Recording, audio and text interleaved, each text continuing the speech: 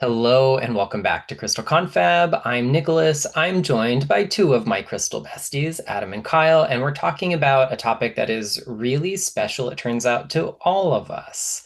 And these are some Avalonian crystals. Instead of picking a single rock to focus on this week, we've got one of our special episodes where we've all chosen some different representations. And over the months that we've been doing this with all four of us present, we've noticed this kind of mythic thread woven through our life stories, our personal journeys, our connections to the land, and the Isle of Avalon is something that is important to all of us. And before we really dive in, I wanted to acknowledge the absence that can probably be felt by everyone. Ashley hasn't been with us for a few weeks because, as you may have recently seen, she's announced some life changes, and she was spread a little thin at the moment. So she's on an indefinite hiatus. She's welcome back whenever she can make it.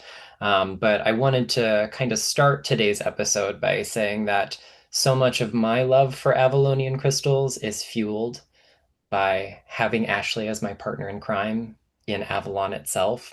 And if you're listening, wondering like, what the heck is this Avalon place? That's probably a really good starting point.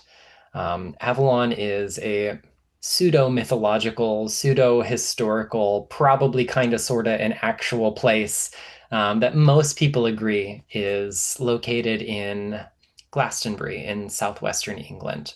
And Glastonbury is famous for so many sacred sites and so many little interesting bits of myth and history, from the massive hill called the Tor that dominates the landscape to the sacred wells and springs fed by the Avalonian aquifer, and ancient trees and nearby megaliths. It's just the most enchanting landscape I've ever visited. It is my home away from home, and it felt like this sense of recognition of feeling at home the moment I set foot on that place. It was once quoted by Dion Fortune as the holiest earth in all of Britain, and I think that comes from a much older quote as well. Um, so that's our topic for the week. But what do you guys have to say about Avalon? Well, I think, it's really interesting. We talk about different crystals from all around the world, but I think stones, and we're going to kind of focus really on ones that are obviously from that area, is a great way of embodying that energy when you need to connect to that. I have ancestry from Britain and Scotland, and Nicholas, you refer to it as home away from home, and Kyle, I know you have a real affinity with it as well. But sometimes we can't all be there, but having that connection can be really quite powerful. And from my ancestry coming from there, and then another ancient civilization that's based down here around Australia of Lemuria, dancing between these two and different stones from those areas really helps to connect with my roots. So I'm going to start off with probably one of the most obvious Avalon stones. I'm going to start off with good old Preseli Bluestone. Now, this is from the Preseli Hills that is nearby, and it is most famous. It's been used for that bridges and countertops and all these different things. But where it's most famously used is in the inner circle of Stonehenge. Now, if you have not had the chance to visit Stonehenge, it's an absolute amazing experience. I've been twice now, and I want to give you a bit of a little hint. I must admit, I was a little bit disappointed the first time I went because I didn't realize that they have a big rope around it. And when you go, you're about 30 meters away from it, type of thing. But now you can book early morning or evening intimate tours where you get to go in the inside of the circle. And it doesn't have to be summer solstice or winter solstice or anything like that. Now, Preseli Bluestone, one thing I found really interesting about it is it used to be three rings of stones. And I asked the tour guide when I was there just a few weeks ago, where are most of the rocks? I know some have fallen over and different things like that. And unfortunately, although it's been something that's around, I think, for about 6,000 years, correct me if I'm wrong. But first of all, people, as it started becoming less relevant in certain times throughout the ages, people went, well, that's good rock. that would make a good bridge. That's a good rock. I might take a bit of that home. So pieces were taken that way. And then when it was privately owned before the status it is now, part of the tour involved taking a rock and a pick, a hammer and a pick, and you could actually take a bit of Stonehenge home with you. So not that I would encourage anyone to do that. We want to really keep what is still remaining there, but can still get hold of that stone, which is referred to as Preseli Bluestone, from the Preseli Hills and areas around that space. And I think there's a reason why it's the inner circle, and there's a reason why this stone is so powerful as well. So first of all, it really helps us to connect with that Avalonian energy, and we're going to dive into that and bring different pockets of that up throughout the time. But I wanted to share, this is my favorite piece of Preseli Bluestone, and some people call this one of my ice cream pendants. It's actually attached to a piece of wood. Now, this wood is called lignum vitae. Lignum meaning wood and vitae of life. So it's the wood of life, and it's believed that Merlin had a staff that was made of lignum vitae. So I basically combine this kind of energy of Avalon and of the Stonehenge and Merlin all together. This is my real amulet for helping me to connect with that time, with that wisdom. Of course, we know so much about Merlin, and we're going to dive a little bit more into him, especially with Kyle in just a second, I think. But when we need to connect with him, Preseli Bluestone can also bring in that magic in that type of way as well. I find Preseli Bluestone to be a really amazing stone for helping us with overall connection. And one word I use when I talk about it a lot is unity. There are a lot of challenging things that are happening in our modern day world which can separate us, can cause us to make a bit of a conclusion of an us and them. And this is a really beautiful stone for helping us realize, that we all stand within a different circle. We all see it. If we were all standing in Stonehenge now and looking out, we'd all see a different angle, a different perspective, a different sight, but we would all still be in the same place. And I think Preseli Bluestone kind of reminds us that although we all see things a little bit different, we are all in this together. We are all one and the same. And it's a really good amulet to grid around areas, or whether it be a magical area or maybe just a home or a workspace, for helping to connect people with each other and cultivate that sense of unity. Another thing I find it really helpful for as well is that it can be used to connect with your ancestors and with the past, realizing that, that you are who you are today. And, you may have heard fascinating stats of, if you go back 6 generations, of what the likelihood of you actually being born and your great grandparents meeting each other, and those, them having kids and them meeting their partners, and all that kind of happened, all that magic to bring you to where you are today, is absolutely amazing. And then reaching back to those ancestors. And yeah, I'm reminded of my great grandmother, who came to Australia from Scotland, told she was given a farm, and when she got there, it was just a barren piece of land. And there's actually a photo of her with sitting on a horse, rifle on the back, with a dead kangaroo over the back of the horse, because she had to feed her children, who she came over here with, thinking she was coming to an abundant farmland. And so when I can't find my charging cord for my iPhone, and that this is a bit of a dilemma, it kind of puts everything in perspective. So whether we just need those kind of life lessons, or you want wisdom, or if it's mediumship, I find Preseli Bluestone can be a really great connector of all that as well. So it kind of connects you not just across space, and connects you with other people around the world, and even with Avalon when you're not there, but also through time as well. Now, one other thing that kind of vibrates through space is words. And I find this one to be a really great one for empowering your words. Remember that words are magical, and every word we speak is a vibration going out. That is why it's called spelling, because we're creating little spells every time we speak. And Preseli Bluestone is really great with mantras, with affirmations, or any kind of self-expression where you want to speak your will into the world and to make that happen as well. So I absolutely love working with the stone for manifesting what I want, but also putting it in a connection of what is the greater good, and what is the greater good throughout history as well. So it's a really beautiful stone that I love to work with. Um, I'd love to hear in the comments how other people work with it. But gents, have either of you worked with it? And Nicholas, you've probably worked with this one a bit, have you? Yeah, this is one I wear almost every day. I've got my Vesca Pisces that has the blue stone on it. It's around both of my wrists right now. There's always one on my desk. I have a couple of really special pieces though. I have a hefty crystal skull made out of it, but probably one of my most treasured pieces is this little palm stone, which was formerly in the collection of the legendary Ms. Judy Hall. So this was one of her personal pieces that came to me.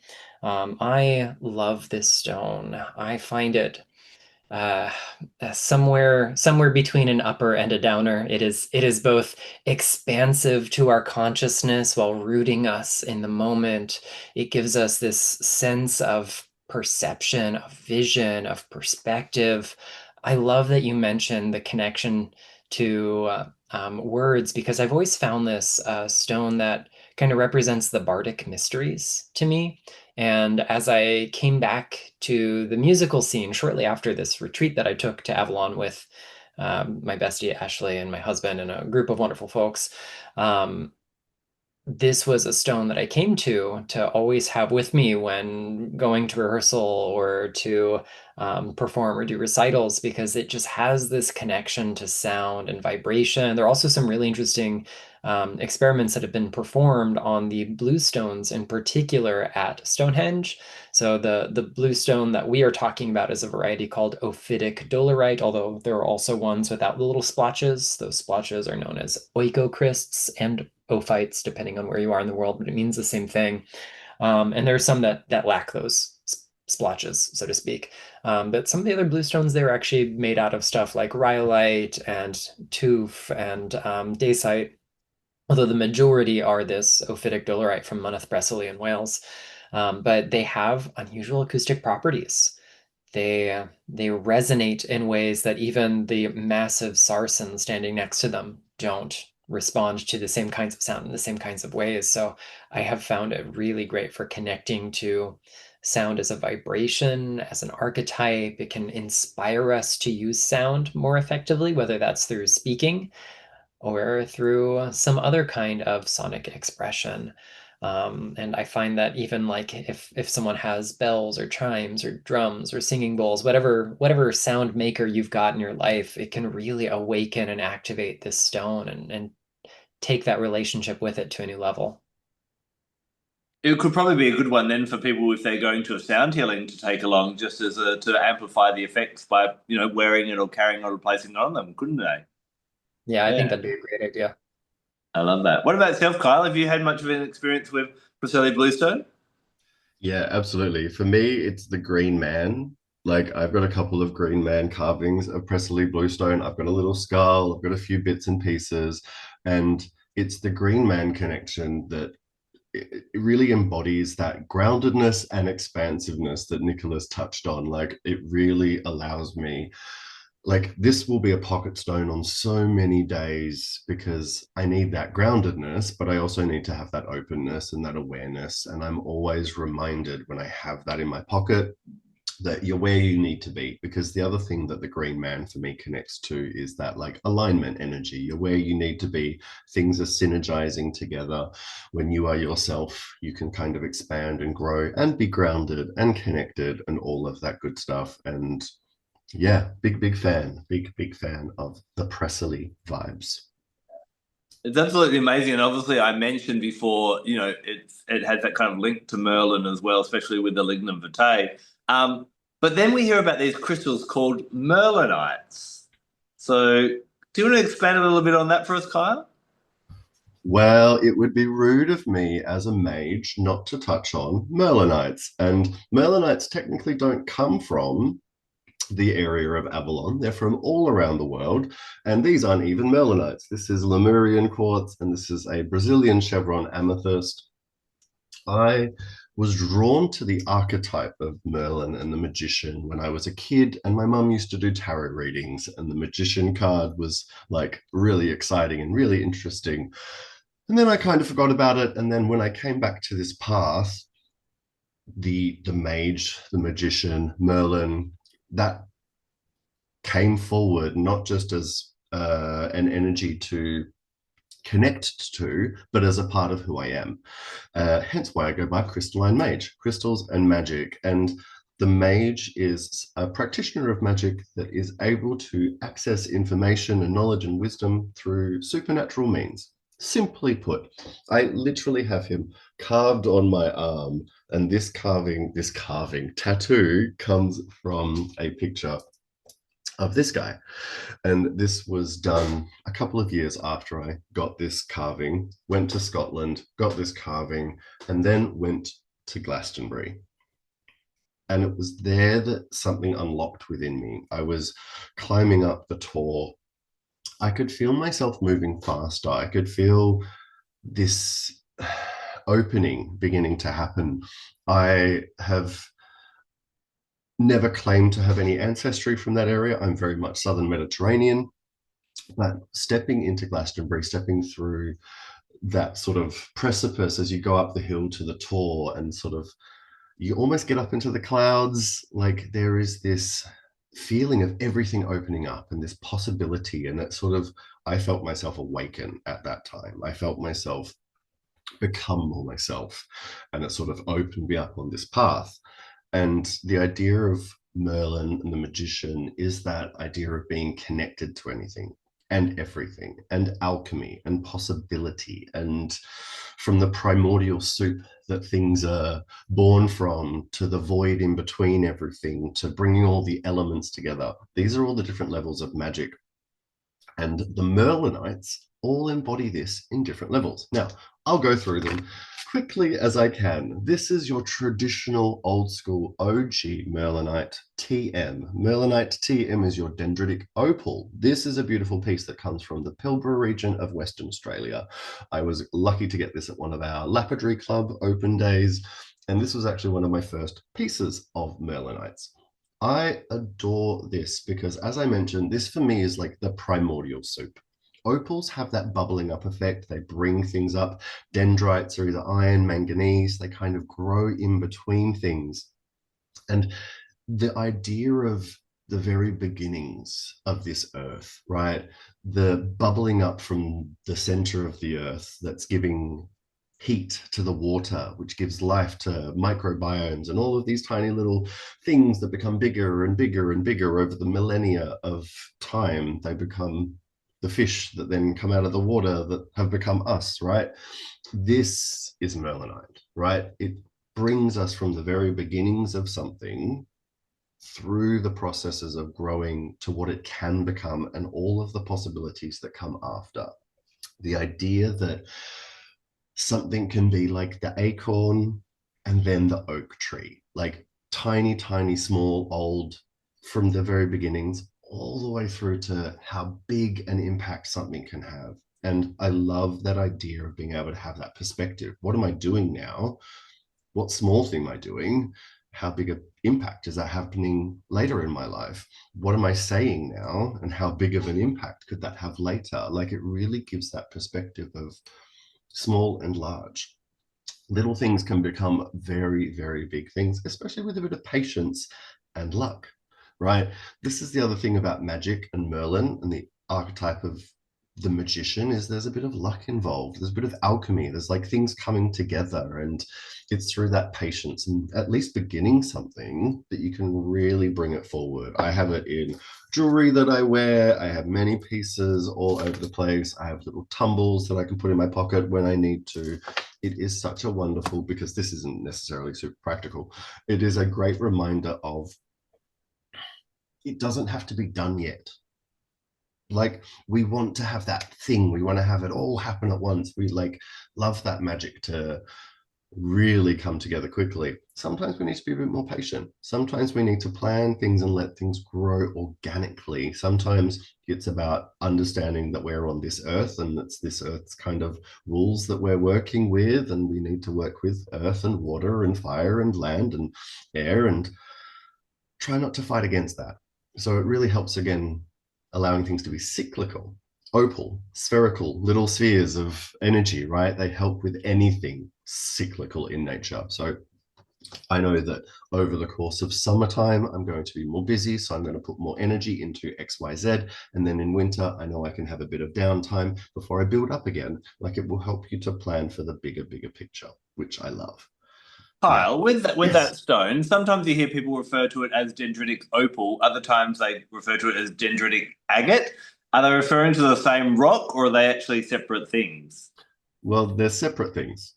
I'll let Nicholas jump in on this. So the challenge that we encounter with this is when, for example, the material that is most popular on the market comes out of Turkey, some also from Madagascar. It is compared to previous discoveries, often without any real meaningful chemical and structural analysis to these things. And if we look at the states of silica that occur in the Earth's crust in similar kinds of formations, we have things with the least amount of order to the most amount of order. And on that spectrum are our opaline silicas are very close on the spectrum to our chalcedonies, which are fibrous, length-fast silicas. And oftentimes in masses, we will have both, which are visually indistinguishable from one another, just in different zones. So it could be opal, it could be chalcedony, in other words, agate, but it could also be some mixture of both. Yeah, but what makes it a little bit more confusing is that's one type of merlinite, but then there's other totally different stones that are called merlinites as well, Kyle. Exactly. This is me being greedy. I will pick one stone and I can have three. Hooray. So the next one I want to talk about, and interestingly enough, I got my first piece of this from you, and this is silomelane or black merlinite. I just love saying silomelane. It's just fun. Black merlinite is a manganese-based oxide, if I remember my notes. Grows in botryoidal sort of forms, layers, and is kind of shiny, metallic. The name comes from silos, which is Greek for bald or shiny, and melane, melis, which is black. So shiny and black, bald and black. This is, for me, connection to like the folds in between worlds. For me, it's like the void. It's getting in between places, in between time. It's like the TV show Sliders or Stargate. Like, it's allowing you to move between dimensions and realities and places in your life. For me, the Black Merlinite has this: you can be smoke and you can be solid. You can be here and you can be there. It allows me to kind of access places outside of my physical reality. It allows me to be in more places than one at one time. It allows me to know that my physical body and my physical reality isn't everything. It isn't my full reality just because that's what I can see, but that's the human spectrum of what we can see. And when you begin to open up, you can see a whole lot more. It is like stopping and listening and being open without looking. And that for me is really, really hard. Like, I take a whole lot on what I can see, like being able to see clearly, being able to see properly, being able to see in color is something that like I hold a lot of stock in. And it's like, guess what? That's not everything. Open up your ears because the universe is trying to talk to you. Your guides are trying to connect with you. There is more out there. And if you don't listen, you don't hear it. It's like, for me, when you can listen to a song for the 100th time and all of a sudden you're hearing another melody in it or another instrument in the background. And it's like, I never even noticed that. And like, that for me is life. Like, when you suddenly notice something that was hiding in plain sight, like, that is black merlinite. It's, oh, that's where it is. It's I don't have to chase it down. I don't have to force it. I can actually be slower, and I can actually make things happen a little bit more quickly and more magically, if that makes sense. That's where black merlinite sits for me. And then the third and final merlinite, and I think it's our most recent of our merlinites, and that's indigo gabbro. And this one comes out of Madagascar.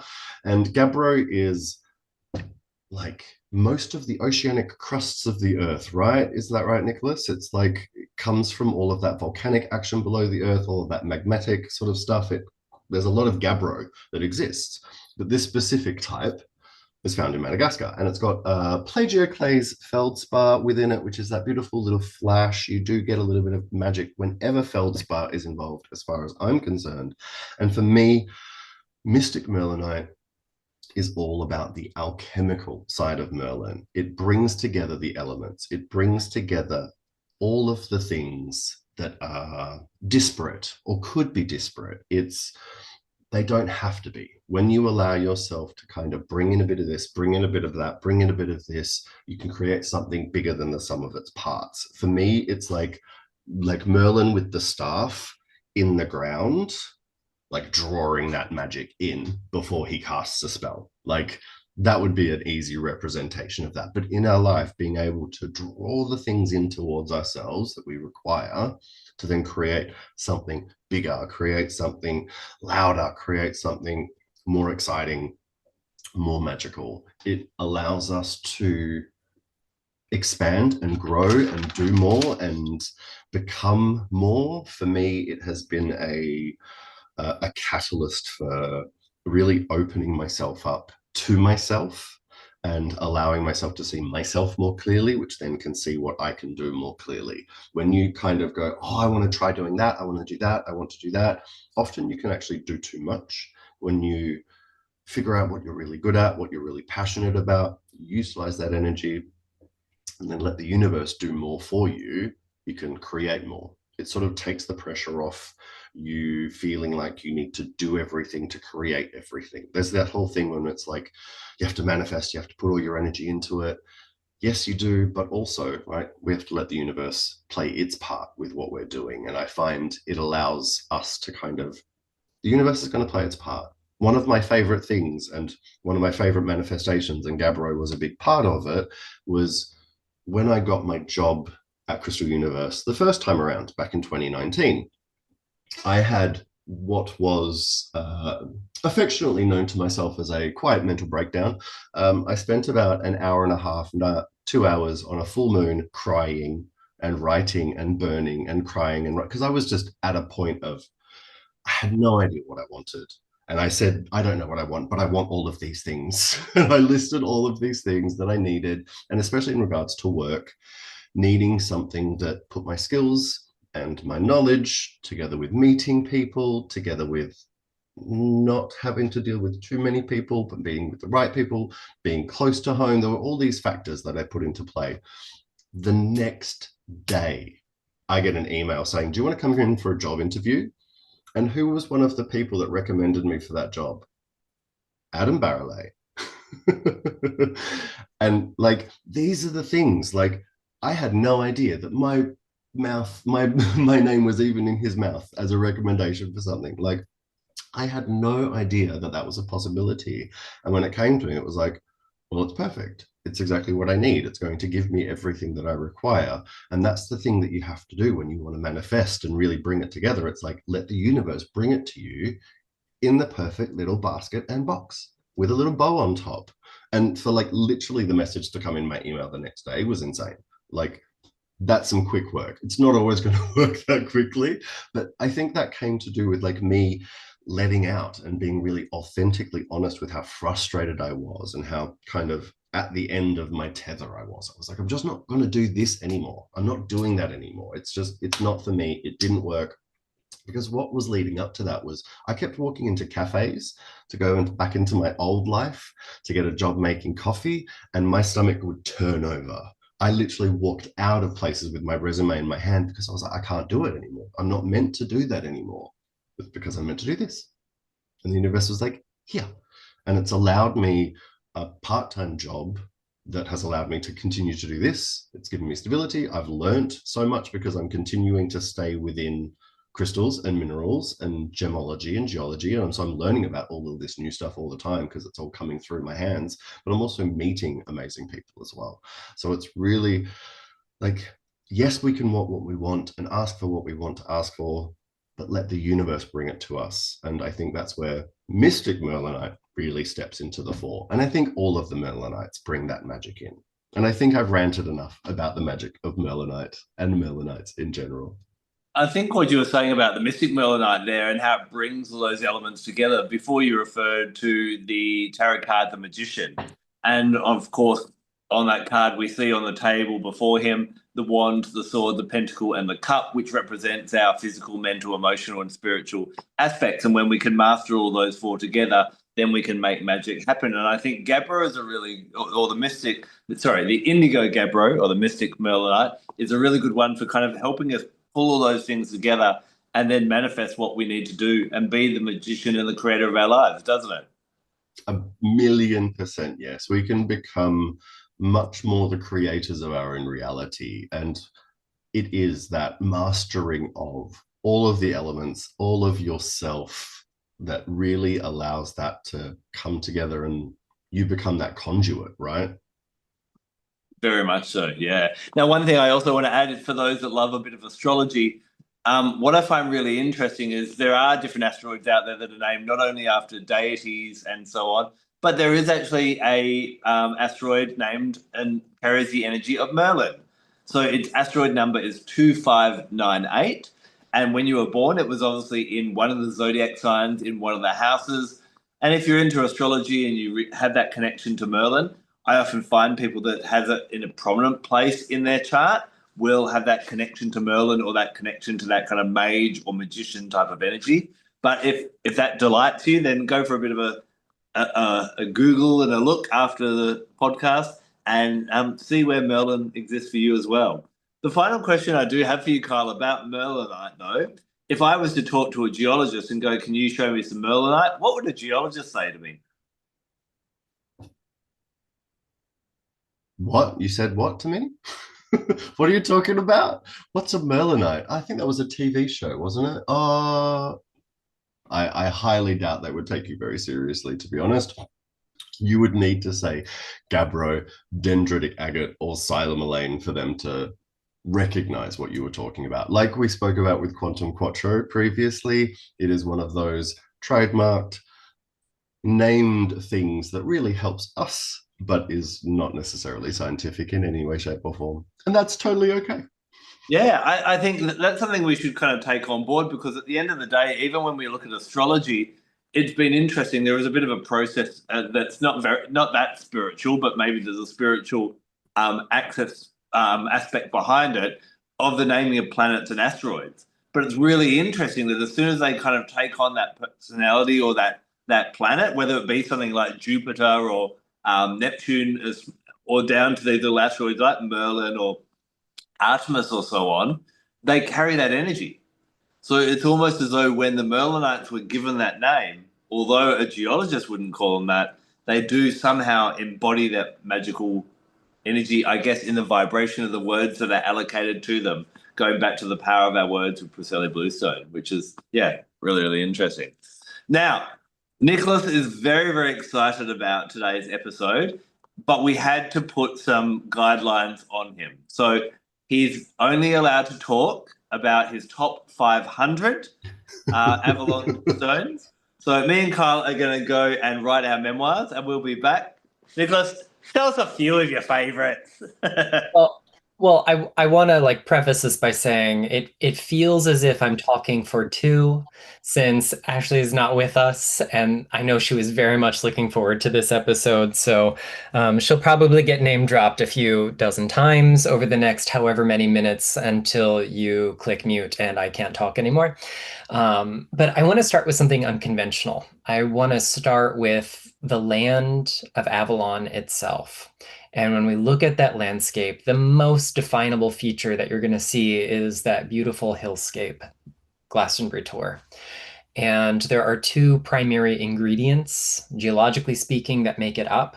The inner core of it is a type of sandstone called the Midford sandstone. And that is porous enough that the water percolates through it, that eventually forms the aquifer that feeds Chalice Well and the White Spring and the mostly forgotten Black Spring, as well as some other little springs that pop up here and there in the countryside. Um, and the Midford sandstone is essentially revealed through erosion of an upper layer of rock, which is also a really popular building material, not just in Glastonbury, but Somerset, the county where it is, and many of the nearby counties where it is also found, and that is called blue lias, sometimes known as Jurassic blue limestone. It is a sedimentary rock that is a mixture of things. We've got mostly limestone and marl and shale. So these are things that are made out of tiny little particles of stuff. It's rich in lots of carbonates, and because water percolates through it, we sometimes, like you'll see in this piece, have veins of calcite that run through.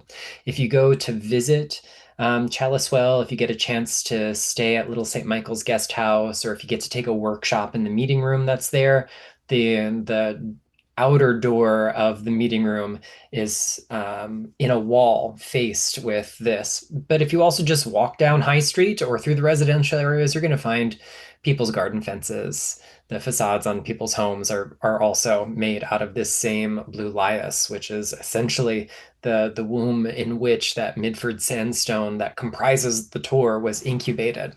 It gets its color from little bits of pyrite that have decayed over time, and as they do so, they give this kind of blue-gray appearance. I have a little water here. If we wet it, it in sunlight at least, it looks more blue than it does here in my office. Um, as something that is literally part of the landscape of Avalon, I have found it to really have this wonderful connection to the energy of the earth there. There's some theory that the local legends of the lost sapphire of Glastonbury might not actually have been a sapphire. That part is actually quite unlikely, but it may have been an altar slab made of polished blue lias. When polished to, a high shine, it would definitely take on a much bluer appearance. And this was like a portable altar or shrine that probably would have had a bit of consecrated host in it. And it has these mythic connections to Saint David, who was a saint who passed through there. It's really soothing to the mind and the emotions. It helps you kind of maintain an even keel while navigating change and transformation. That watery color, coupled with the fact that it is something that houses the water in that landscape. Um, Plus, we've got that fiery quality from the pyrite inside it. It gives us this alchemical synthesis of opposites that fuels creativity as well as the act of creation itself. The color blue also evokes the kind of literary tradition that we see that, started in one novel and has spread to others, of the idea that the priestesses of the Isle of Avalon might have a blue crescent on their brow. Tattooed there. And while this is not historical fact, it kind of lives on in the pop culture psyche. And I find this such a really enchanting stone. This particular piece is from our household altar. I have a smaller one on my own altar. Stephen has a small piece, but Ashley gifted me with this one because she brought a couple giant chunks home after our retreat, and then eventually got one into my little hands last time we saw each other, which was really kind of her. And another stone from that landscape that is easy to overlook because it's not well known is something called Dulcote agate, and I have a few pieces here. This was the first like healthy sized one I got. I got a couple little teeny chips and one tumbled stone for myself. First time I went over, I saw this for sale in a shop on High Street, and I snagged it. Um, Delcote agate is just so tender and sweet and loving. It is found in Delcote Quarry, as well as in other parts of the Mendips, which are hills that kind of form the boundary between the county of Somerset and the next door county of Wiltshire. Wiltshire is where we find Stonehenge and Avebury and some long barrows and some other wonderful things. But they're sometimes weathered out and eroded, and they make their way down into Bristol Channel. And you can find them along the beach of Bristol, pretty far away from Glastonbury, relatively speaking. Um, and they have this sense of like protection during travel. Agates are generally ruled by Mercury, so they have that quality of movement, but the fact that they literally travel through the channel gives us some extra kind of affinity there. There's some local legend that we can't confirm with any written history that these were sacred to the Druids or to other ancient wise folks, and that they used them and carried them to sacred sites. I've never found a peer-reviewed journal or any other article or paper that can confirm that, but it kind of lives on. I have they're also known as Mendip potato stones because from the one side they kind of look like potatoes, and then you slice them open and they reveal these beautiful agate patterns. This one's got a nice little quartz druze. But I have almost a 1 in a million Delcote agate, which is really, really, really special to me. And I bought this on my last trip, and this was like my big gift to myself. Um, boring potato stone from the outside, but inside, this is natural citrine. So we've got a really thin layer of agate around the exterior, and then that citrine core. You do sometimes find them with crystalline quartz, much less common. It can be amethyst. The gentleman that I bought this from he said, I think, cut and polished something like 20,000 specimens in his life, and 20 or fewer had citrine in them. So that's not very many. No one else on earth has cut and polished as much Delcote agate as him. But this is just one of like the crown jewels of my collection, since I love citrine so much and I love Avalon so much. But this is a stone that when we work with it, there's a tenderness that soothes our almost like our unhealed baggage, our inner child. It can help us release painful memories, whatever patterns or behaviors we've got that are really rooted in a challenging experience we've had in the past. Delcote agate feels like a nice warm hug from Mother Earth, from the goddess of Avalon, however we want to, metaphorically view that. That helps us feel safe enough to be vulnerable and to work through that and come out the other side. And as folks who spend time around the Isle of Avalon in Glastonbury and its surrounding sacred enclosure and sacred boundaries of the landscape there called the Temenos, we often do undergo really deep healing on so many levels, and the stone just embodies that for me. Another one that I have to mention, since I said the Mendips already, this is a weird one. This is called Mendipite, and it is named for the Mendips. It is not easy to come by. It doesn't look like much in most cases. I have a piece that I very, very, very diligently tracked down. And this particular material is an oxyhalide mineral rich in lead. It was named in 1939 for its discovery in the Mendip Hills. And it usually forms as these kind of nodules with fibrous crystals or columnar ones inside. Because it's a relatively recent discovery, we have no mythic connection to the Isle of Avalon. It's just from that place. I find it a really wonderful stone for kind of inverting the order of things, helping us release the restrictive sense of normalcy. As a lead mineral, lead is ruled alchemically by the planet Saturn. And we see in particular with the celebration of Saturnalia or the winter solstice, it was traditional in Roman society, including Roman ruled Britain, to have an inversion of the social order. So your prisoners became king and vice versa. People in bondage were released. There was merriment and mirth and all that good stuff.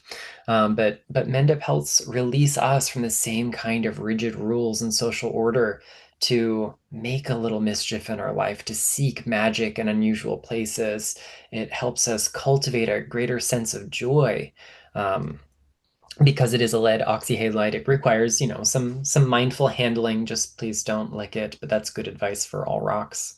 And as we continue across the Mendips and we end up in Wiltshire, I've got one more that I really have to talk about, and it's this type of agatized coral that goes by a few names. Locally, it's found in the village of Tisbury, which is very close to Avebury. Like you could walk there probably. and it's known as Tisbury Starstone or Tisbury Star Agate or Tisbury Star Flint because the nodules are very flinty, because flint is nothing more than silica, and that's what agatized coral is as well, silica. But these have this interesting quality of uniting the different realms. So this is an aquatic organism that has been fossilized and turned into a rock, but when cut and polished, reveals a star-like pattern in it. For that reason, it was once known as asterites or astroites or stellaria, all words that could be translated as starstone. Um, and those little coral polyps look like starbursts against the sky. And because of this celestial appearance, they were supposed to have curative and magical properties. They're often worn as a kind of anti-witchcraft charm, so no one can send malefic magic your way. They're used in lots of healing rituals and folk magic. Um, there is at least one good reference that says that starstones by any name could be called victory because they were thought to grant us power over or victory over whatever obstacles or enemies or just roadblocks we might face in life. But considering that we see them come from the sea, dug from the earth, resembling the heavens, those are the three kind of Celtic realms that we see of earth, sky, and sea. And it helps to synthesize our journeys through not just the material realms of land, sea, and sky, but their kind of metaphysical counterparts. They can help us communicate with the spirits of each of these realms. They can help us connect to the elementals and other spirits that are there. It fosters a greater sense of community and connection because corals are communal organisms. Every one of those little polyps that you see, every starburst, is an individual member of that community. And when one generation of them dies, another builds up atop it, and they literally stand on the shoulders of their ancestors. Not that coral polyps have shoulders per se, but we'll personify a little bit here and anthropomorphize. And this stone helps us recognize that we owe our practice to those who have come before us. We can't do it alone, and we were never meant to. And in a world that is so increasingly isolationist. It is such powerful magic to seek community. And one of the delightful bits of weirdness that we find in Glastonbury is this sense of community when you get to go there and stay in retreat or you visit as a tourist or whatever it might be. You visit the music festival or the goddess conference or any of the other magical things that happen. You see people coming together. These gems awaken within us this sense of community, of coming together to help us forge a new world. And that for me is like the best magic of Avalon. It is all about alchemy. It is about transcending the binary. So much of Avalonian magic is couched in terms of divine feminine this and divine masculine that, and the chalice and the blade and the red spring and the white spring. But my experience is really that like those symbols, those binary metaphors are the outer layer of the mysteries. When you go far enough into it, it's all shades of gray. Um, I believe this is a quote from Kenneth Grant that I heard from one of my spiritual teachers. So I'm paraphrasing a paraphrase, and it's going to end badly, I think. But the quote goes something like this. All seekers of the mysteries are in effect male because we seek to penetrate, and we end female because we learn to receive, to surrender. And, it doesn't matter what our bodies look like or what parts we've got or what roles we play in society. When we envelop ourselves in our spiritual practice, when we explore the alchemy that Avalon offers us, we transcend our perceived social limitations. Whether we're working with any of the stones we've mentioned, or we want some common alternatives, I mean, some great ones could be something like calcite to represent the white spring, which gets its name because it deposits calcite, or hematite to represent the red spring, which gets its name because it deposits hematite and makes things red. Um, you know the energy of one necessarily contains its complementary force. You can't have one without the other. And these stones bridge this sense of disconnection that we experience in the modern day world. And whether we feel personally called to Isle of Avalon or not, it is a magic we all benefit from. You don't have to travel halfway around the world to discover this magic. It's really nice to. I highly encourage it. Like if you get a chance, go do it. But I recognize we don't all have that privilege. So if you're having trouble finding some of these really unusual, kind of very location specific stones, find the magic hidden in the rocks underneath you, and they can lead you to the same mysteries. And what I love what you shared there, Nicholas, is, most of the crystals and stones you've spoken about, we're definitely not going to find them in a 101 crystals book. We all know what a citrine's for. We all know what amethyst is for.